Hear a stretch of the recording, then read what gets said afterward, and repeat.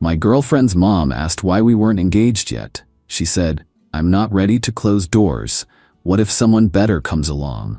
I was coming upstairs with groceries and heard everything. I left the groceries and her house key on the counter. Someone better did come along, her sister. So, this happened a year ago, but I'm only now at the point where I can talk about it without getting pissed off. Buckle up. It's a wild ride.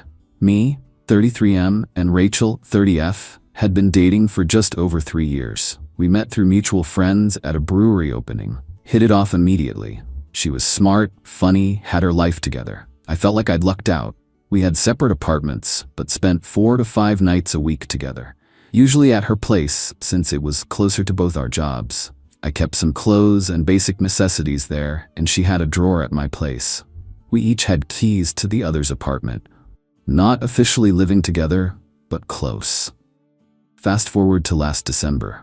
Things were serious between us. We spent most nights at each other's places, had met each other's families, and had the future talk multiple times. I was thinking about proposing in the spring. Rachel's family lived about an hour outside the city. Her mom, Carol, was a bit of a busybody, but generally nice to me. Her younger sister, Jess, 27, was cool, outdoorsy type, personal trainer, always up for a good conversation. I'd met Jess many times at family gatherings, but we'd never really hung out, just the two of us. Their dad passed away when they were teens, so they were a tight-knit trio. That weekend, we were staying at Rachel's mom's place for her mom's birthday. Rachel had forgotten some specific ingredients for the birthday dinner she wanted to make, so I volunteered to go get them. It was snowing, and the nearest decent grocery store was 15 minutes away. I spent about 40 minutes getting everything on Rachel's list, plus I grabbed some flowers for Carol since it was her birthday. I drove back, parked in the driveway, and headed inside with 4 bags of groceries. Their house has this weird split-level entry where you come in through the garage, go up a few steps, and you're in the kitchen. The living room is right off the kitchen, with no real separation. I had just opened the door from the garage and was halfway up the steps when I heard Carol's voice. "So when is Matt going to propose? You two have been together forever." I paused, curious about Rachel's answer. Not in a creepy way, just interested in what she'd say. "Mom, seriously? Not this again. What? You're not getting any younger. He's a good man, stable job, good with money, treats you well." "Yeah, Matt's great, but..." Then came the words that changed everything. "I'm not ready to close doors, you know? What if someone better comes along? Matt's a good guy, but I don't know if he's my forever guy." I froze on those steps, grocery bags suddenly feeling like they weighed 1,000 pounds each. Carol responded, "That's a terrible way to think, Rachel. You can't keep people as backups." "I'm not saying he's a backup. I don't know. He's safe, dependable. But sometimes I wonder if there's more excitement out there." That was enough for me. I quietly set the grocery bags down on the kitchen counter. The flowers for Carol, which I placed beside the groceries, with the little happy birthday card still attached. My key to Rachel's apartment that I always kept on a separate ring. Then I turned around, went back to my car, and drove to a hotel about 20 minutes away. I didn't say a word, just left. My phone blew up about 20 minutes later. First texts, then calls. "Where are you? Did you just drop the groceries and leave? What's going on? Why aren't you answering?" I texted back once, "I heard what you said to your mom. We're done. I'll be by next week to get my things from your place when you're at work." Then I muted her notifications. Ordered room service. Had a whiskey. Tried to process. 3 years. 3 years I'd invested in someone who saw me as a safe option while she waited for someone better. No thanks. The next morning, I had 37 missed calls and a novel's worth of texts. Rachel insisting I misunderstood. That she loved me. That she was just dealing with her mom's pressure. Every excuse in the book. I didn't respond to any of it. Instead, I went back to my own apartment. Thankfully, I'd kept it even though I spent most nights at Rachel's, and tried to clear my head. The day after that, I called her sister Jess. "Hey, this is awkward, but I need a favor. I heard Rachel telling your mom yesterday that she's keeping her options open in case someone better than me comes along. We're done. Can you let me know when she'll be at work next week so I can get my stuff from her apartment?" Silence on the line. Then, "She actually said that? What a stupid thing to do. Yeah, she works Tuesday 9-5. I can even help you get your stuff if you want. That's surprisingly kind of you. Look, I love my sister, but what she said was awful, and I've always thought you were a good guy. You don't deserve that. Thanks, Jess, I appreciate it. No problem. For what it's worth, I think she's an idiot. Tuesday came and I went to Rachel's apartment with some buddies to get my stuff. Wasn't much, some clothes, electronics, a few books. I left behind anything I'd given her as gifts. I'm not petty. As we were finishing up, there was a knock at the door. It was Jess. Thought you might need help, she said. And I wanted to check on you. Rachel's been a mess. Not my problem anymore, I replied, continuing to pack. Can't say I blame you. I'd have done the same thing. After we finished, she suggested grabbing lunch. I hesitated but figured why not. We went to a casual place nearby. Talked for almost 2 hours, not about Rachel but about everything else. Books, hiking trails, best pizza in the city. It was surprisingly easy. At the end, Jess asked if I wanted to join her and some friends for a hike that weekend. Again, I thought, why not? Needed to stay busy anyway.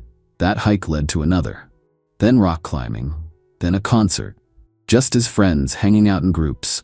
No pressure, no expectations, just enjoying each other's company. I'll admit, I had some reservations about spending time with my ex's sister.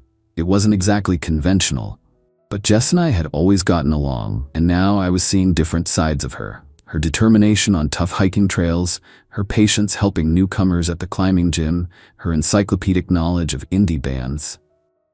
We had more in common than I'd realized during all those family gatherings.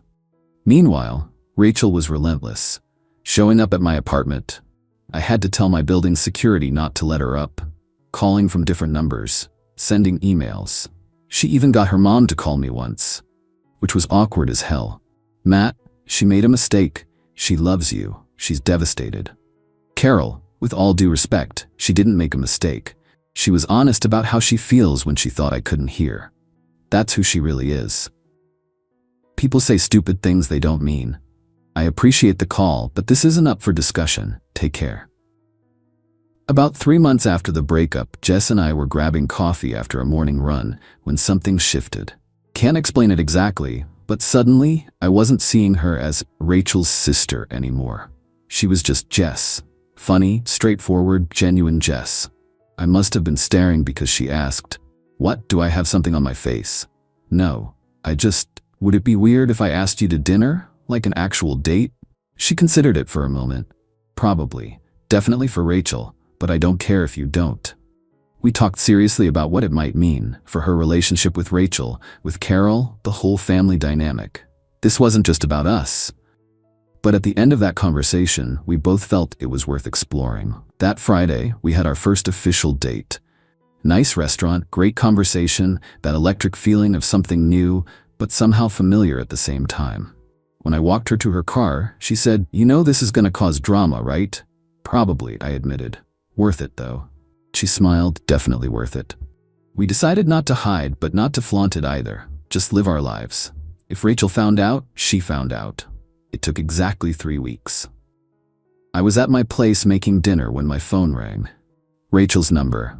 I'd unblocked her a few weeks back when the constant attempts to contact me had finally slowed. Against my better judgment, I answered, "You're dating my sister?" "My sister?" She was screaming so loud I had to hold the phone away from my ear. "Hello to you too, Rachel.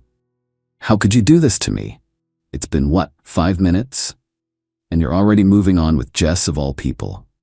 It's been over 3 months, Rachel, and yes, Jess and I are seeing each other. This is the most pathetic revenge play I've ever seen. You're just trying to hurt me. Not everything is about you. Jess and I enjoy each other's company. It has nothing to do with you." Bull. You're using her to get back at me. Think what you want. I don't owe you explanations anymore. Mom is furious. This is tearing our family apart. Again, not my problem. You should have thought about consequences before deciding I wasn't good enough, but keeping me around anyway. She broke down crying then. Told me she made a horrible mistake, that she did want to marry me, that she'd been afraid of commitment but realized too late what she had. For a fleeting second, I felt a twinge of something. Not regret, exactly. Maybe nostalgia for what I thought we had. But it passed quickly. "Rachel, I'm hanging up now. Please don't call again." "You're only dating Jess to hurt me," she yelled as I ended the call. That night, I told Jess about the call. She wasn't surprised. She called me too, said I betrayed her, that I'd always been jealous of her. "Are you okay?" I asked. "Yeah, Mom's pretty upset though, says we're putting her in an impossible position." "Do you want to stop seeing each other?" She looked me directly in the eyes. "Not a chance." The next few months were challenging for Jess. Her relationship with Rachel was effectively frozen, and Carol was caught in the middle, trying to maintain relationships with both daughters. Family gatherings were out of the question. Jess missed the usual family Christmas celebration, spending it with me and my family instead. She put on a brave face, but I knew it hurt her. We had many conversations about whether our relationship was worth the family strain. Jess insisted it was, but I worried about the long-term impact. These weren't just my ex's relatives. They were Jess's family, her only close family since her dad passed. The last thing I wanted was to come between them permanently. Here's the thing, I never set out for revenge, never planned to date Jess. It just happened.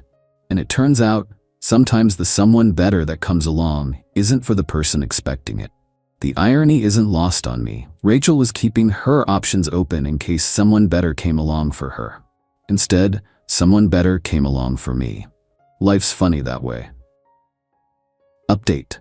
6 months later.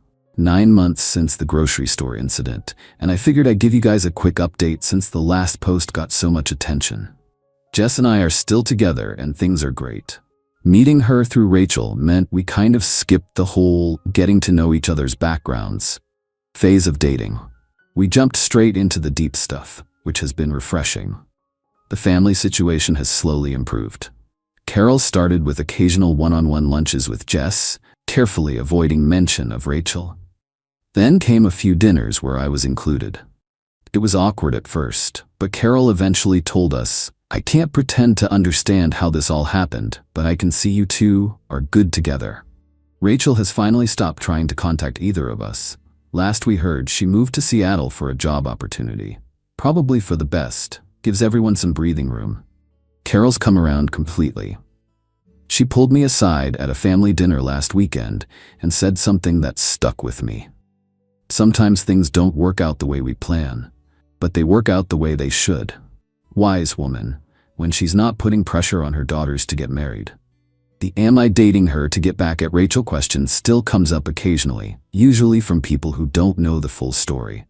The answer is and always has been no. Did it start in an unconventional way? Absolutely. But what Jess and I have built is its own thing, separate from the past. Some mutual friends took Rachel's side, which was expected. Our closest friends from before the relationship, my college buddies, Jess's training partners from the gym, stood by us. The friends we'd made as couples with Rachel naturally drifted away. That's just how these things go. Jess and I are taking a trip to Yellowstone next month, her first time there, my third. She's already planned out all the hikes she wants to do. Her enthusiasm for life is contagious. I ran into Rachel's old roommate at a coffee shop last week. She mentioned that Rachel had told her about seeing us together on social media. According to the roommate, Rachel said, "They actually look happy. Like, genuinely happy." That's probably the closest to closure we'll ever get. So that's where things stand. Not the conventional path to finding someone, but I'm grateful for how it turned out. Sometimes you have to go through the wrong relationship to find the right one. And sometimes, the right one was closer than you thought. Final update, 1 year later. The 1-year mark seemed like a good time for a final update on this saga. Jess and I moved in together last month. It was a big step, especially given how things started, but it felt right. We found a place equidistant from both our jobs with a spare room for a home gym, her request, and office space, mine. Rachel is engaged. Plot twist, right? Met some tech guy in Seattle and got engaged after 6 months. Carol showed us the announcement when we were over for dinner. Rachel looked happy. I'm genuinely glad for her. No hard feelings at this point, just acknowledgement that we weren't right for each other. The family dynamics have settled into a new normal. Holiday dinners were awkward at first, but now they're just normal. Carol's even started making jokes about how she finally got Matt as a son-in-law, just through a different daughter. Too soon, Carol. Too soon. Jess and I aren't in any rush. We're enjoying building our life together day by day. When you know, but you also know when to take your time. Looking back at that moment on the stairs with the groceries, I still can't believe how quickly everything changed. 1 minute, I was planning a future with someone who saw me as a placeholder, and the next, I was walking away. It was the hardest and easiest decision I've ever made. I've thought a lot about what I would have done differently, and the answer is nothing. Not a single thing. If I hadn't overheard that conversation, I might have proposed to Rachel. Might have spent years with someone who was always looking over my shoulder for something better. Instead, I found someone who looks at me and thinks, this is exactly who I want. That grocery trip cost me a relationship, but it saved me from a marriage that would have been built on a lie. And somehow, through all the chaos and hurt feelings, it led me to where I was supposed to be all along. Sometimes the best revenge isn't revenge at all. It's just living well.